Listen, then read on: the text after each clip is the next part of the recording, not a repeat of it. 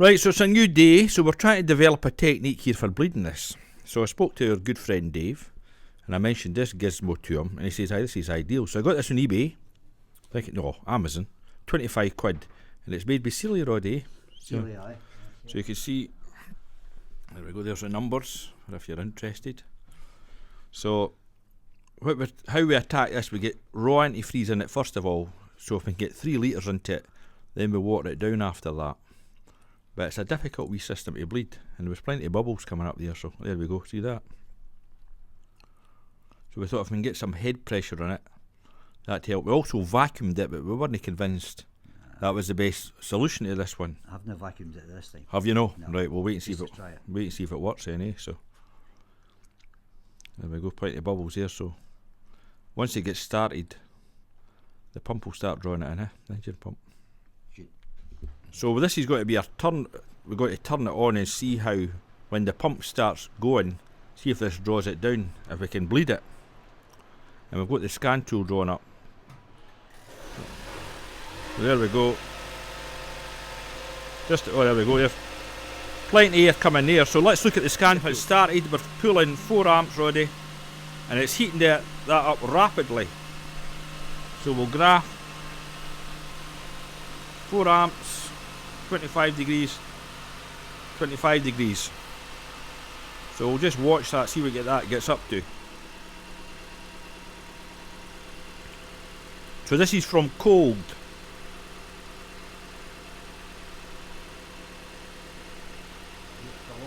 Alright, going 6 amps.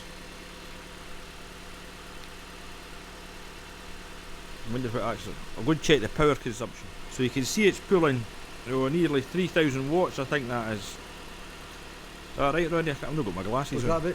What's that? Aye. 2,500. 2.5, aye. 2,500 watts. 2.5.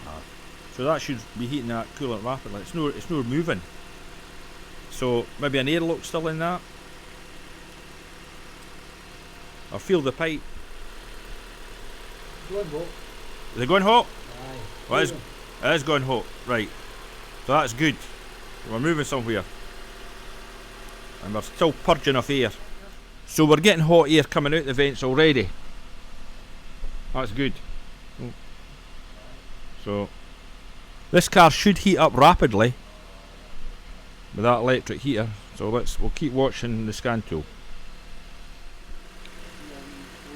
So there we go, we've got 34 degrees and 36 degrees, pulling 2,000 watts. So the strategy of this car is, as soon as it starts, the electric heater goes to heat the cabin. And then once the engine gets up to 55 degrees, it then joins in to heat it through the 4-way valve.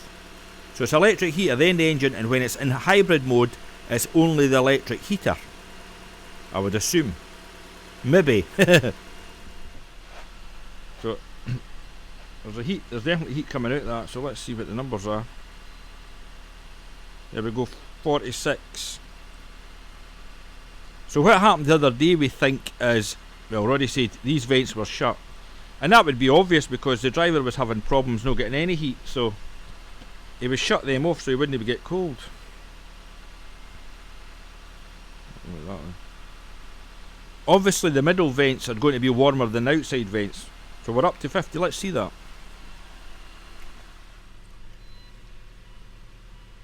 Not much in it actually. 52. It's alright. So we're hitting 53, so alright. Still a lot of air, so.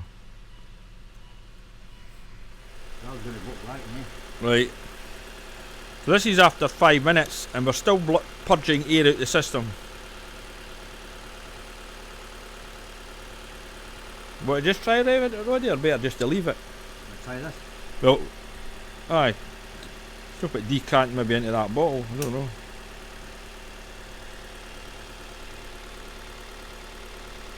Oh, there we go.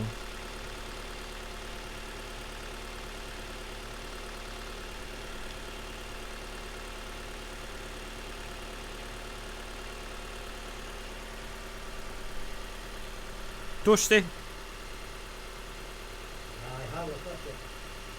With it. Do very warm. And as you can see, after all this time, we're still pulling 6 amps. We're at 65 degrees, 71 degrees. So is that the heater outlet, and that's the heater inlet. You think that the temperature would be the opposite way about. We've dropped to 5.4 amps. I'll tell you, probably the car's kicked in because it'll have reached 55 degrees. Let me see if I can find the coolant one. So there you go, the car's temperature is 76 degrees after, say, 8 minutes of running. So, and the car's just kicked itself off. So I'll need to go back into the other one, into the electric heater, and that still should be doing the business because we're in hybrid mode. So in hybrid mode only, we're still pulling 6.6 amps. We've got 69 degrees and 73 degrees. And that would make sense. The inlet is pulling the coolant into the heater. I'm thinking the matrix. So it's cooler coming into the heater and going back out at a higher temperature, getting forced up to the matrix. And we're still pulling 2000 watts. Good. And it's purged down a little bit. We're still getting plenty of air. There we go. So it's just a matter of waiting until the bubbles stop. What temperature are you getting in the hybrid mode, Roddy? 60. 60. That's good enough, isn't it? Aye. Good. Obviously, if I put the fan up, well, let's just do that, Oh, it's nice in here. So we'll increase the fan. So that should, in theory, increase our power consumption. So let's go and see the scan tool because we're... Oh, that's nice. And you can feel it's got a bite. You can feel it's got a bite to the heat. It's dropped in a wee bit because of The fan speed. the fan. There's engine crack back in. So with engine running, we're still pulling 6 amps. 2000 watts. We'll wait till it cuts back out and see what kind of wattage it pulls with the fans running. So that's engine cut back out again, and the electric heater just keeps going. So that's good. Now I wonder if we run that test again, if we can get a good result. So let's go back into that. So we'll go special function, test, electric heater test. So we'll go, are you yes. So it failed the last time, so we'll go perform. The selected command will be executed, yes. So wait, well, let's see this result. So running that test on the top down, it's failed again. But I already read somewhere you've got to have the main dealer equipment in order to perform this test. But it's nice to know anyway.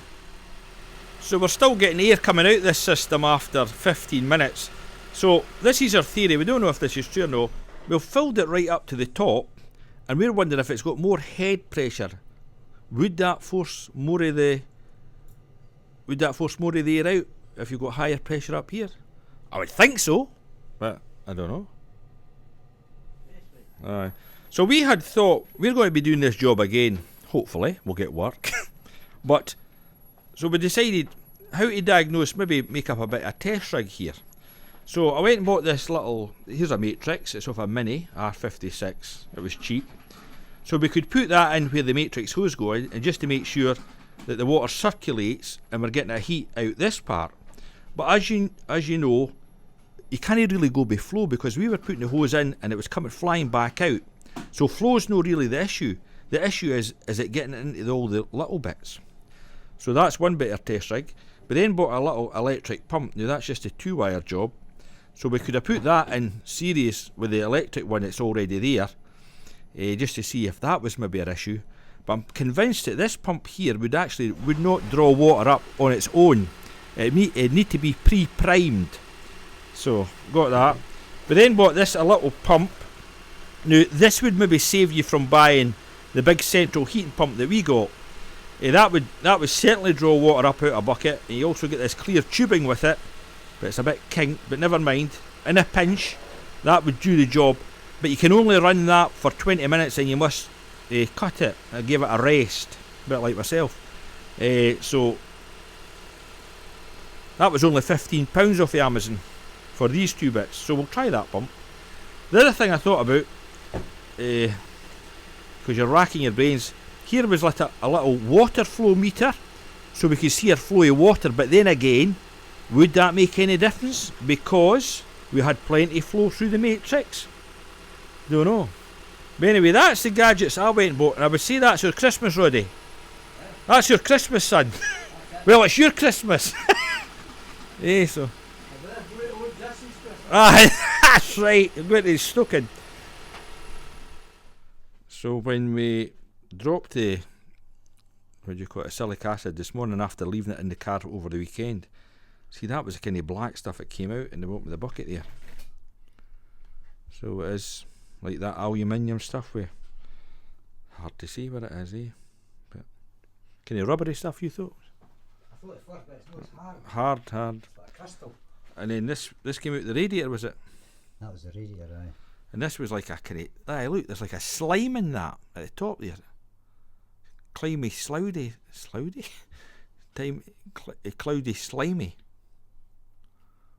So there's all sorts of chemistry going on in here, this system. Oh, aye, look at that. Oh, that's dirty, yeah. Horrible stuff. I see a bit there. Slimes. Now, I don't know if I've told you this, but some of these models come without that electric heater underneath the passenger seat. The base model does not have that electric heater, so it solely relies on the heat from the engine.